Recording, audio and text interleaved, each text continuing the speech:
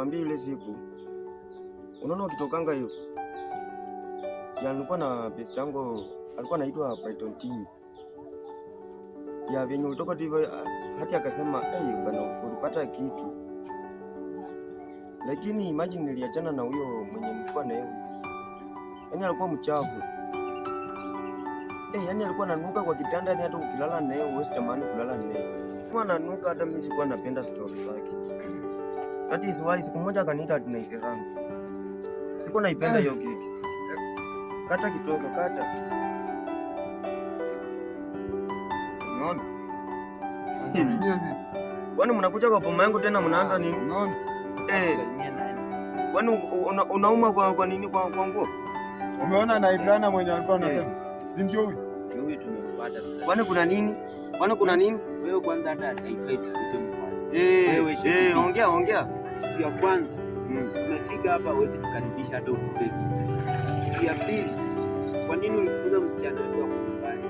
Nakumbuka ukikuja ulikuwa umenunua soda kreti 3, mikate na jeshi mnacheza mkikuja kuchukua msichana. Ngoja niongee. Msikuja kwangu ndeni muanze kelele. Mnasikia? Unizatoka hapa kama umelala. Wacha nikwambie. Kitu ya kwanza. Wacha niwaambie. Mimi msichana yenu alikuwa ananuka kwanza. Mimi siku moja nikakuja kwa nyumba, ilikuwa saa 8 ya usiku. Ananiita mimi ati naiterana. Unaona? Mimi ninaiterana. Kitu ya kwanza. Unakuja saa ngapi? Saa 8 ya usiku.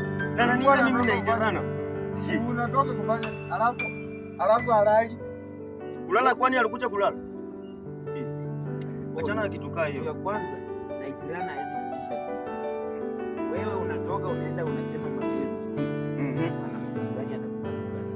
Wacha nikwambie kitu ya kwanza. Kitu kingine yenye nilifanya nikafukuza msichana wenu. Unaona? Na mnanunulia manguo za ndani, anarusha manguo, anatembea uchi. Wacha niwaambie, unaona? Mtanipandisha hasira, mtatoka hapa kama unakimbia. Wacha niwaambie. Wewe ile chukua mtoto wako, msichana wetu, urudishe shefu yake. Ile ilikuwa asikuwa mzee wenye hapo hai. Akiwa mzee. Mama yangu.